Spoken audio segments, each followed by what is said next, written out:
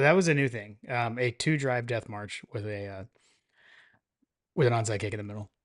The double Kirby Death March. Welcome to My God a Podcast. I'm Jim Wood. In this episode, John Powell and I review Georgia's 35-10 win over the Texas Longhorns. We talk about our experiences on Saturday and what stood out to us during the game. As always, remember to check out the newly redesigned MyGottaPodcast.com to see our latest merch. And you can follow us on social media at MyGottaPodcast. Finally, if you need help with your website or your online presence, head over to workingwebmedia.com/dogs. Now, let's join the conversation in progress. Just like we Just predicted. jinx.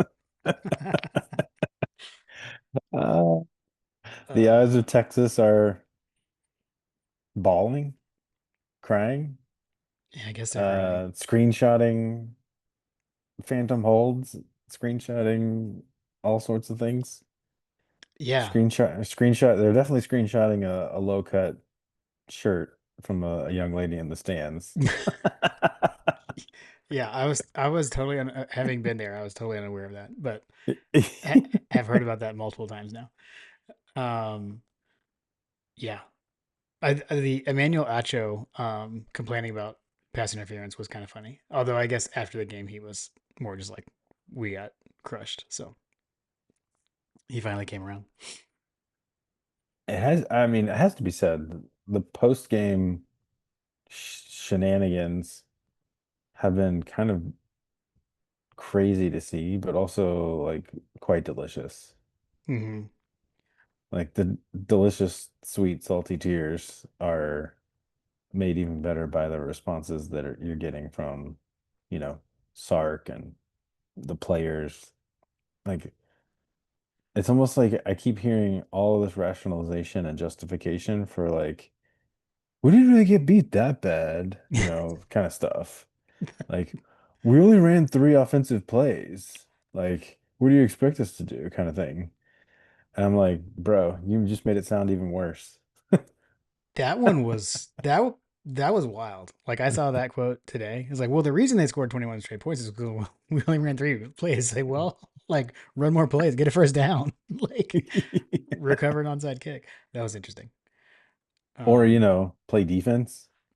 right, right, yeah, seriously. I will say generally speaking, the Texas people that I came across were pretty cool. Um, I think it was like, I think they, first trip, first time playing somewhere, they came out there, got the experience and such. Everyone I ran into was pretty cool. So, for what that's worth, Yeah, I think that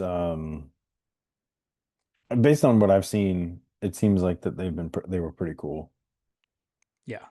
There was actually there was a dog at the tailgate that like had longhorns like tied onto it or something, or like a stuffed animal. I don't know. It was like dressed up like a longhorn. It was pretty funny. That was cool. Did they have the horns turned upside down? No, they were up. This was like a Texas fan had their dog with them or something. Oh, okay, got it, got There it, were got horns down, tied up. At yes, that was there too. That's it. pretty. That was pretty epic. So yeah, both were Yeah, there. I think I saw the bonehead turned upside down on a number of different tailgates. Yeah, that was pretty sweet. That was pretty sweet. I also saw like it seemed like that this seems like was a Zach touch. Shout out ZR photo. Um, there was like red lights at the tailgate. That I believe was like during and then after the game, which I didn't go back there after. Okay, So I've seen the post photos. Yes, and yeah. there was a chandelier, which like is that always there? I don't know. I I don't don't think remember so. that. I think Yeah, it's just a holdover. It's more of just like a this is how we roll now. yeah, yeah. My sister was like, "Are we at Ole Miss? Like this is fancy." Like, Yeah, it was fancy. But the red lights was a nice touch. yeah, yeah. It's just like Sanford Stadium going in the fourth quarter. Yeah. Yeah, yeah, yeah. I gotta say too. Actually, I wanted to briefly say that we went to the basketball game Friday night. Um, Oh, basketball minute. Let's go. basketball minute. So, and by the way, like we got there like right at tip off. So it was just Lily and I coming from Charlotte. she had a callback for her audition her audition process she's going through for the spring musical at the high school. And so like, when she was done, she came out and we left. She was already packed and I was just like sitting in the parking lot waiting for her. So we went straight there. We rolled in, like parked in the Carlton Street deck and just met my brother-in-law and my nephew like in the seats. But so we're trying to get in. There were crazy lines to get in. Steg was one thing, and so we kept walking around to try to find a shorter line. And we finally did. As we were walking in, there was Scott and Zach. So like we saw them like on the way in, then we saw them after the game too. So that was pretty cool. Yeah, dude, that was fun. Always fun to beat Tech, no matter the sport. Got to see that team in person. It's pretty cool. Got some very athletic dudes. I stand by my like I'm still in the I'm learning the roster phase. So I'm good now. I have, Wilkins and Wilkinson. I've got that down. But like, dude, I mean, like you're sitting there watching and it's like, okay, like from last year's perspective, it's like, okay, you got Blue Cane and Samto. And like most of the time, like that's mainly it. Justin Abson comes in and Dylan James comes in. Everyone else is new. So it definitely is still taking, I'm still learning. But they're fun to watch. Tech was better than I thought they were going to be. Um, it was a game of runs, and I'm just glad that the game ended when it did. 'Cause I think we had our last run, built up a lead, and they ate into it a little bit, and then the game ended. So, Mm. but it was fun, man. There was definitely we didn't get a Wilkins highlight dunk, but we got multiple highlight dunks from multiple people. We had a Blue Cane multiple dunks, and even like a technical because he was talking trash after one of his dunks. Um, so it was great. Lily had a blast because Blue's her favorite player, and he was the leading scorer with Did 18 she or get a tied for blue leading cane? scorer. She did not, but it definitely wants one. We saw all the students with him. She's quite jealous. So, Nice. The I think one of the dunks that I saw was a Somto dunk. dude, they were nasty and like Yeah. they're like block shots and everything. So it was fun. There was a decent amount of Tech fans there too. I will say that. Hmm. But they all left. I don't know, man. It was kind of weird. Like they all left, and like Georgia fans are leaving too. And it's like, guys, this is basketball. Like the game is not over. But I will admit, I also, I felt like I was kind of a bad basketball fan because I started losing my voice like kind of early, or You like had you had to conserve. at some point in the first half. I was like, I gotta say this for tomorrow night. Sorry, guys. So I kind of had to dial it back a little bit. So sorry, Fletcher. Hope that's okay. Okay, that's my basketball pen. I had to talk about that. Yeah, that it looked like a fun game. And yes, what's the good word, Jim? Tech wrecked. Yes. To hell with Georgia Tech. Well, and we got to sing the fight song with that in it. Uh, you know, Yeah, when they did light up the steg, so that was good. excellent. Um, all right. So we did the basketball thing. How did you end the evening? That night, oh man, well, it took us forever to get out. Hmm. Um, of the deck we were in, like we were parked on the roof of the Carlton Street deck. So it took a long time to get out. So we just went back to my parents' house. I mean, that game tipped off at 9. So we got Whew. back to Nicholson like after midnight. So Lily and I headed to the fridge or headed to the freezer and grabbed a Klondike bar. So we had a little dessert. We had a Panda's famous Klondike bar. Nice. And then we went to bed. So that was it. But in case you're wondering, we did start the day off right Saturday morning with Carol's Country Cupboard. Hmm. I bought a 3 biscuit pack, 3 different biscuits, and we just kind of cut them up and split them. So Like it's a good start today. A little sampler. We did the tenderloin egg and cheese, the bacon egg and cheese, and the chicken egg and cheese. Hmm. Um, we're not able to procure any grits; they were sold out. So life goal: get there early enough to have the grits. Uh, at this point, I just want to know, like they Yeah, sell like out. I'm intrigued. why are these things sold out? Yeah. You gotta get, I mean, it's not like they're difficult. I mean, I assume they're not too difficult to make, but Yeah, I don't who know. knows? I don't know what's going on. I don't know what's going on, Yeah. but it's like I a mean, special item. I've had some pretty amazing grits in my life, so if they're selling out before 8 a.m. at a breakfast stop, that's interesting. Yeah, I'll report back. I Once do once like once I get home. the I do like the sampler idea because there are definitely some other options that I would like to explore, even though the TEC is quite phenomenal. And I did the same thing. I went to the Minute Saver over here and tried to get some TEC. It just wasn't the same, man. Last week it was pretty good. Last time I talked about it, it was pretty solid, but this one was kind of it Mm, wasn't fresh. I have a feeling that having it fresh is probably the move. okay, the consistency is not there with this Yeah, place. the consistency is not there. The consistency is lacking. Okay, okay, okay, got it. But I did try to attempt attempt that as I was running around just packing in all kinds of stuff. Okay, Um, but took time out from all the craziness here at the house to watch the game. And there you man, go. it was a good one. It was, dude. I will say we did do. You asked where the night ended. We did start. We had lunch at Little Italy, if that's where you're trying to go. Mm. We did. With the late start, we went in and just went downtown first, parked, and then went downtown. So it was Lily and I, uh, my sister, brother-in-law, and my nephew. We went in and hit Little Italy, did lunch there, and then we were on to the tailgates. So, oh, I don't think I told you this. Did I tell you that the Yum Yum sauce mascot thing showed up again? No, I didn't. Uh, The bottle of yum yum sauce was walking around Athens again. it was. We've got a picture of Lily and my nephew Braden with that. Which today is Braden's birthday, by the way. Shout out Braden. Oh, Happy birthday. happy birthday, Braden. So yeah, dude. Like I said, I mentioned most of the stuff from that tailgate. So tailgate scene was good. Oh, I will say, Lily. Thank you to everyone who talked to Lily about her fill-in spot for UJP last week. She got many compliments. Um, and I think she had another moment where someone was like, "Oh, that she knows what she's talking about."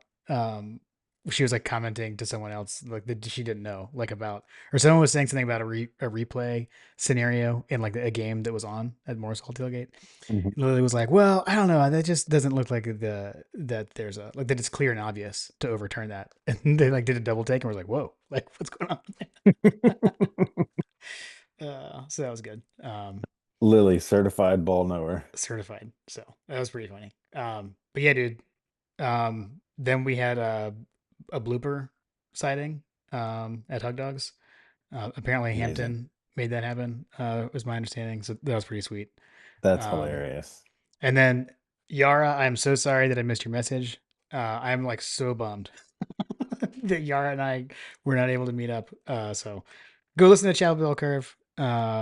We love them, and Yara and I were trying to meet up, and I don't know. I blame my Twitter notification I snafu, blame but Yara's late arrival.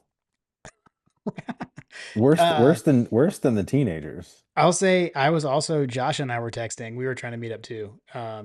And we basically like we were texting and we were like, oh, yeah, this isn't gonna work. So we didn't cross paths either. But that's okay. Man, that's the worst. I'm just gonna say it. Like, if you guys are in town trying to meet up, like, get to campus early. Get to the tailgates. Get like there's only so much opportunity to do these things. I So will if you're say gonna be there, be there. we went into the game like super early. We went into the game much earlier than we usually do. Mm. Um, Again, Lily wanted to walk by. She wanted to do the Hedges walk, pregame. And like I think we're kind of scarred by doing that Ole Miss. We like went the wrong way or something and hit crazy like congestion in the stadium. So, but then also we didn't have my mom there to grab the wristbands for us or the light up things. So to make sure we got those. So Did Lewin Ponda decided not to go? yeah, they watched it at home. They watched it at home. Ah, Yeah. So, okay. but dude, how about it, man? Like complete game, right? That I mean, was uh I hesitate to say complete game, but it there's a definitely lull was because of the a v- lull. a very good game. Yeah, I Yeah. mean the after we went up, what was it, 17-3 or 14-3? I can't remember. 14-3. 14-3. Yeah, we went up 14-3, and then it was just like I think we had 8 straight punts or something like that. Mm, yeah, we but we held them We to. They didn't get we a as in touchdown. collectively, I think it was like 8 or 9 straight punts. I remember the broadcast crew talking about it. Oh, gotcha. Yeah. I was gonna say we didn't, but yeah, that makes sense. I don't know. I definitely felt like you know we kick off to them. They're going down the field. There's a couple of like longer conversions that were frustrating, and you're kind of like, here we go again. But then we finally get off the field on third down. They kick a field goal, and that felt like a win. I was like, whoa, we didn't give up a touchdown the first drive. This Yeah, is on the different. first drive. Yeah, exactly. I was like, oh man, they came to play. Yeah. And then I mean that those first two drives by our offense were incredible. Um, they were so good. Other than the first, I guess the first play of the game, which I did not, we couldn't figure out what was going on. I was like, I thought it was a busted play. It wasn't until I got home, like the next morning, and was watched the TV broadcast that I noticed that Gunner wasn't ready for the snap on the first play of the game. Mm. But other than that, like sharp. I mean, guys getting open, Gunner hitting them, Gunner running, like everything was clicking. Yeah, I mean, when you're talking about he completed, I think over 80% of his passes, Oof. Yeah, which is good for him. Like like that's really good for him because I think normally he's sitting somewhere in the neighborhood of like high 60s. I think he's hit 70s a couple times. So like to be over 80% passing on a day like that is kind of crazy, especially when you take into consideration that at least one was a throwaway, one was an interception, and then you have I think that what does that leave? What was he? I think he was like he's 24 or 29. 24, 29. Yeah. So like, I mean, that only leaves a handful of bad passes that, that he didn't complete kind of thing. Yeah, Um, yeah, yeah, I mean, we've upgraded Stacy to the Christmas party invitation. And like it's no longer like we're still he's really trying to win me back is really what I'm saying here. And that's something that should be noted is that this was not a good game for the Bobo and Stacy haters because mm, I felt like that I felt like that Bobo called an amazing game, generally speaking. Like I yeah, said, there was a lull in there, but yeah, overall great offensive line play. Generally speaking, for the most part. Save a couple of little nitpicky things. I think you kind of pointed out that there was, some snaps, which I think that we chalked that up to Bobo to having the laceration on his hand kind of thing. yeah. That glove was like, there's a lot going on there. Yeah, I didn't even realize that he had cut his hand. Yeah, So yeah, to the point where he needed what, like 8 stitches or something like that. yeah. That's what they said on the broadcast. Yeah, Crazy. yeah. I didn't know it was to that extent either.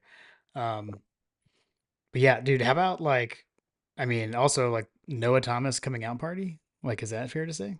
Yeah, I think Brandon Adams said something about like the one with Noah Thomas or something like that. Nice. Yeah.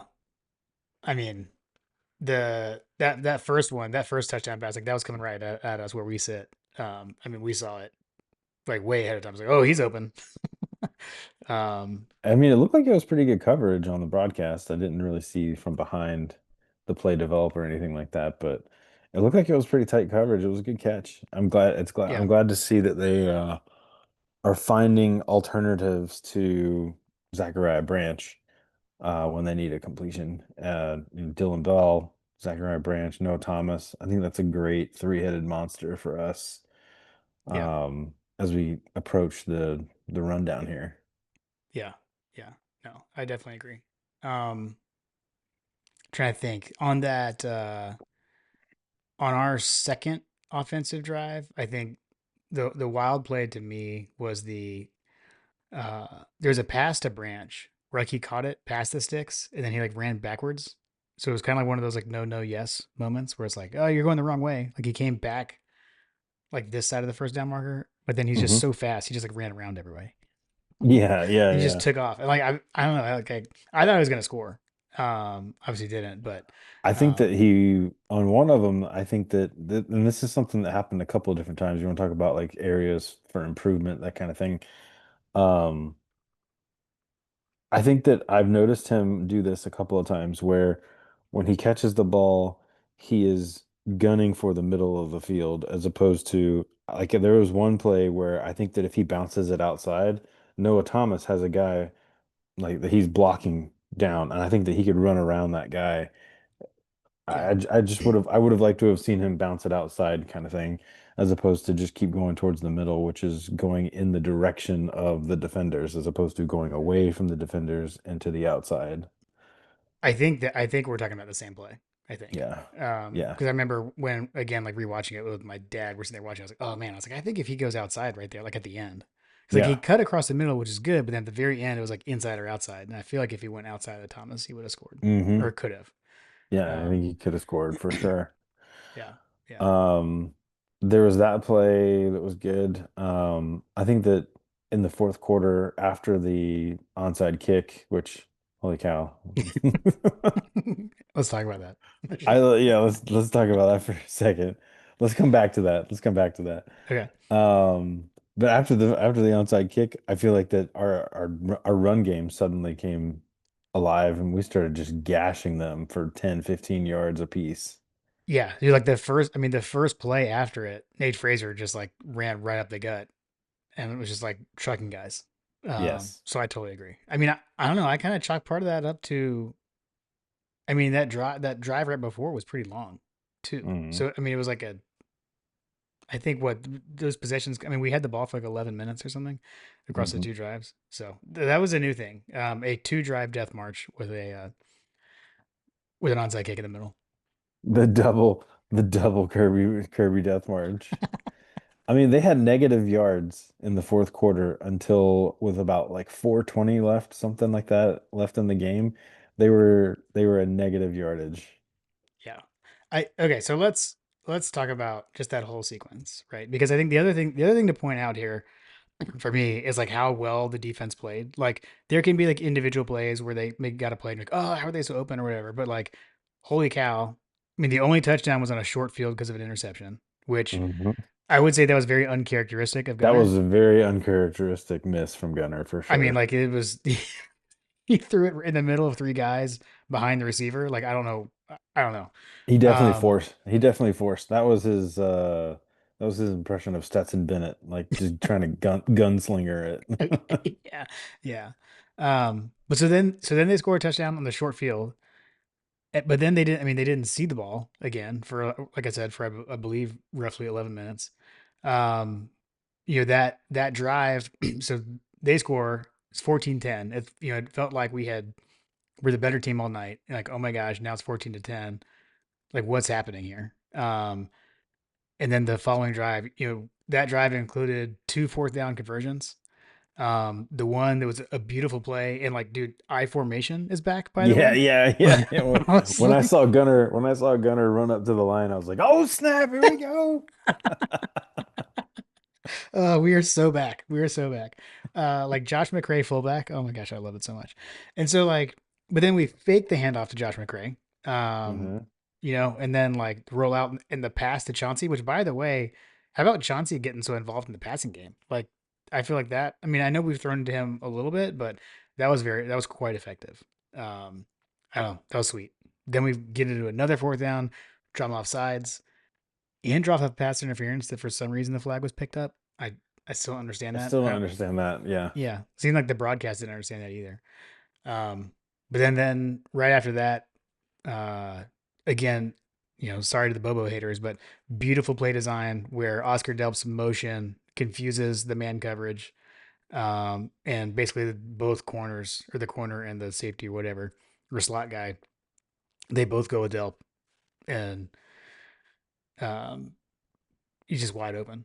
So They left yeah, London, it London, was, it was London. London Humphreys. Yeah, he's just wide open. And then, as Lily likes to point out, his spike in the celebration was amazing. It was the Gronk spike. It was. That was a legit spike. And then there was the moment that we saw like this the school released with the like him and Monroe Freeling had a little walk. That's pretty sweet. Yeah, it's like a little walk. I don't know. If you know what the story is with the celebration between London Humphreys and Monroe Freeling, I would really like to know. Yeah. And if you So even then better if you have the longer form video. I know, yeah, we need the longer cut of that for sure. Um, but yeah, so then we get the onside kick, right? I mean, so we basically have a death march and then the onside kick, which Yeah. like in the stadium, it was just like, wait, what? Like what just happened? Um, I was shocked. Everyone around us, everyone was shocked. Everyone's just jumping up, high fiving everyone around us. It was Okay. incredible. So so I'm gonna paint a picture for you. So we scored on the possession, right? And Yeah. then we get ready to go. All game long, Carter has been saying, "Oh my gosh, they're gonna go for it. They're gonna onside kick it. They're gonna onside kick it." And then they went and did it. So like I was just like, "Ah, no, no, no, no." And then I look up and it's like, I was like, "Oh my God." That's I was great. doing the double screen scrolling or whatever, and like, yeah, I totally caught me off guard. I had to wait for the replay to actually see what happened because it caught me so off guard. Yeah. Yeah, like totally uncharacteristic. Although Sarkisian seemed like he knew something was coming. Like he was just like something's gonna happen. He's got something. It's like big brother, little brother. Like he's gonna do something to screw me. Yeah. That's funny. Um, but yeah, dude, like it's almost and apparently they've been practicing that in practice all season long and just kind of I guess Yeah. waiting for the right moment to do it. Um, but man, dude, he nailed that onside kick.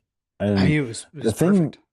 the thing that the thing that I noticed and that I haven't really heard anybody ask much about, but like immediately after the onside kick and Cash goes down and everybody's going crazy on the sideline, like Kirby and an assistant are like pointing at each other it's almost like he's saying like I told you Yeah. like there was some kind of connection, like some kind of like all right, like a validation happened on the sideline there Right.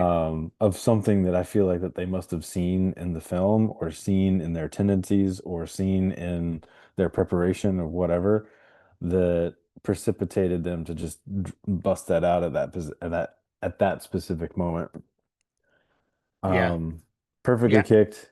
I don't think the ball could have bounced any more perfectly. Mm. It was absolutely perfect. I mean, it was like he threw it to him, Yeah. like it was, I mean, a great job by Cash getting it. And then, yeah. If for those who are wondering, because I have seen it, I know we talked about it, I've seen it on Twitter too. Like you cannot advance an onside kick when you recover it, Yes. so that's why he went to the ground. I didn't know that. Yeah. Yeah. But yeah, then like we Cash. said, man. Oh, what? No, I was just saying cash money. Cash Cash money, money. dude. Bling bling. Yeah, it was fantastic, fantastic. But yeah, dude. Then the offense just keeps rolling, and then you had the. I think it was the first ever, double death march, like you said. So, um, Yeah. I think that on their touchdown drive that they had, mhm. um, wasn't there I think the touchdown drive was wasn't it Zion that had the pass interference that kind of set that up? Yes, yes. So they had short field and they got a pass interference. Yeah. Yeah, The pass interference was suboptimal on that. yeah, yeah. I not that it makes a huge difference, but I thought it was. I mean, he did interfere with him, but the ball hadn't been thrown. Like I thought it was holding, but I mean, like either way, like they're getting automatic first down, so not a huge difference. But for what it's worth, I thought it was defensive holding. I didn't. I was mad in the stadium because I thought nothing had happened. But having watched the broadcast, he definitely grabbed him. He definitely almost tackled him. Yeah, Um, yeah, I would say that that was maybe I would have loved to have seen what would have happened with that play had he not done that because I think that it would have been okay, but yeah, um, I don't know. You can't really fault him too much on that one. No, Um, no. trying to think, was there any, oh, the penalties in general was kind of a story until like I think until that play, Hmm. like we were not very penalized. Yeah, As no. I recall, that was something that they mentioned on the broadcast. They're like, and Georgia just got their first penalty of the game, kind of thing, and it was late in the game. Yeah, yeah, and that like to your point earlier of like the Texas fans complaining or whatever. I think that is a common thing, but I know I've definitely seen a lot of stats coming out like that's kind of who they are. Like they get penalized a lot. They're one of the more penalized teams in the SEC. So Hmm. yeah, they had 9 penalties for 58 yards. You're right. We only had that pass interference penalty was our only penalty of the game. Yeah, yeah. So that is pretty wild. I mean, we only turned the ball over once, but we reciprocated it, so it kind of was a net zero, right? It was, man, Bolden's interception. I didn't see it very well. Like when it happened, that one like surprised me. I was like, wait, what just happened? It's like the way because he was like going to a knee when he caught it. It was kind of weird. I didn't have a very good reaction. Oh, I do also want to point out because if people who weren't there, if you weren't in the stadium, you wouldn't have noticed this. Um, Kirby got like really mad at the fans. Like he was doing the hand waving like to be quiet. Because we get that interception and then we came to the line and or we were like breaking the huddle and all our fans were screaming. And the reason is the jumbotron still had like the savage pads with KJ Bolton on the jumbotron. It's like it had just gotten to the point where he like stepped up, with the savage pads on, and so everyone cheers. And then Kirby was like, "No, no, quiet." So that was kind of funny. Has anybody Um, asked him about that in the press conferences? I wonder if anybody asked him about that. I didn't see anything, but that doesn't mean that they didn't. But Right. the other one I was gonna say was, man, like if you didn't see the Lawson Lucky story on game day about his brother and just his family, definitely go check that out. And then that aired that morning, and then he scores a touchdown. Um, then they showed his mom and his brothers, on the jumbotron in the stadium too, or after he scored. I know they cut to them on the broadcast, so that was a pretty cool moment. Yeah. You may find that people are cutting onions if Yeah, if you watch that video. I 100%. don't know what it is, but people are cutting onions. Yeah, 100%. Um, Um, Dude, then we what's the capped off the game with a rushing touchdown from Gunner to just solidify the Gunner outdueling Arch Manning. Like Oh we've yeah. gone this far, we haven't even mentioned Arch's name for what it's worth. So I think it kind of says something. Since you brought it up, Jim, I'll go ahead and address a bit of an elephant in the room. Okay. I think that Arch has gotten a bad rap. Okay. I think that Arch has been a victim of coaching malpractice. Mm, I think that he's got some talent. I definitely think that he is not as talented as what was, much ballyhooed before the season or whatever. yeah, like Um, no one is, like what they're making yeah, him I mean, out to we be. were It's told pretty that he was rare. the second coming, basically. Yeah. Um, but what I saw was a guy that had no offensive line help, Mm, a guy that had no running game help. They averaged, I think, 1.4 yards a rush or something like that. yeah. Um, which in the SEC is a recipe for disaster, period. Um, and to top it all off, he was putting the ball in places that should have been caught, and it's just that the playmakers that they have paid a lot of money for dropped the ball. There Yeah, were that's true. more like three or four drops. I think Wingo accounted for a good chunk of those in the first half. In the second half, things were a little bit better.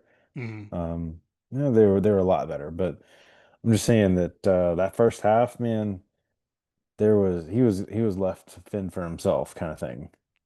yeah, you're right. You're right. You're right. It's Um, hard to win on the road. It's hard to succeed in the SEC on the road. It's even harder when you have no running game and no offensive line. you start to look a little nervous, you start to look a little, unconfident or whatever.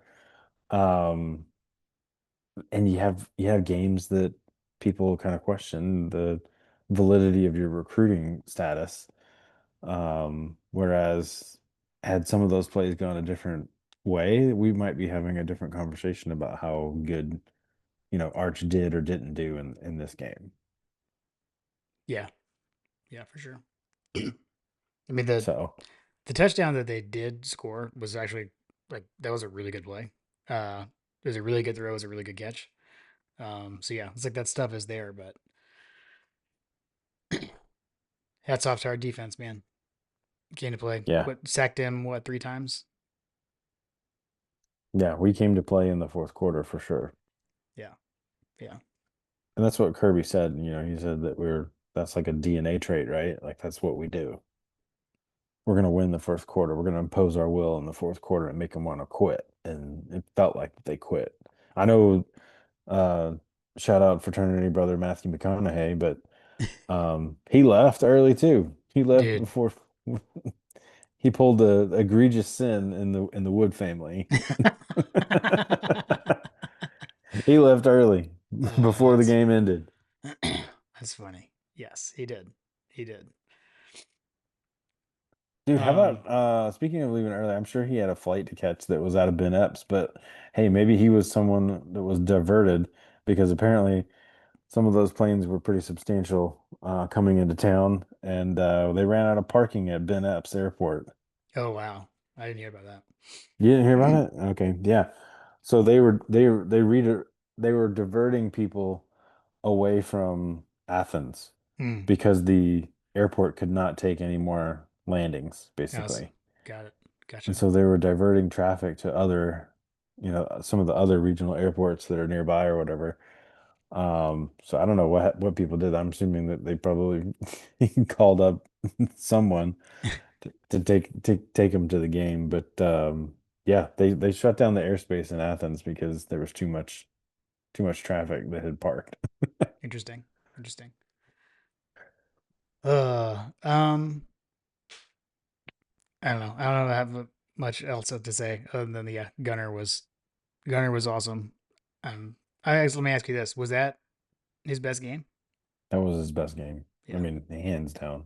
yeah. 80% passing, 5 touchdowns five total. touchdowns total. Yeah. I think that someone pointed out that he's now sitting at what, 27 touchdowns, I think, and Yeah, not yeah. one interception, a handful of interceptions or whatever, and his numbers are basically better than Stetson's when he was invited to New York as a finalist for the Heisman, Yeah, and Gunner's already achieved those numbers with still a couple of games left to play. that is correct. It's pretty cool, man. Pretty cool. For the guy that I think we got some questions about that for the next episode, but there was a lot of doubters. So it's it's it's awesome to see, and also I love how like in the like post game interview, like he's so like humble and he's so like just not gonna say much. Like he's just like, oh yeah, like we had a good game plan. Like that's like all he's gonna say. But dude, you can see when he is on that field. I mean, dude, he's talking trash to the other team. Like when he's running that ball in there, like he's looking at the guys from the other team, or when he's coming down to celebrate with his guys. If he runs by a player from the other team, like he looks at him and I guarantee you he's saying something to him. It's hilarious. I love it. I absolutely love it. Cool. Um, the other thing I was gonna say is like I don't know. I think we Jason had asked us like if there was anything we could change about the environment. We talked a good bit about the redcoats. I will say I felt like I heard him more this game for what that's worth. I don't know if that's just a me thing or I was paying attention or whatever, but um Josh Brooks, listener of My God a Podcast. clearly, obviously. So that was cool. That was cool. Friend of the show. That's right.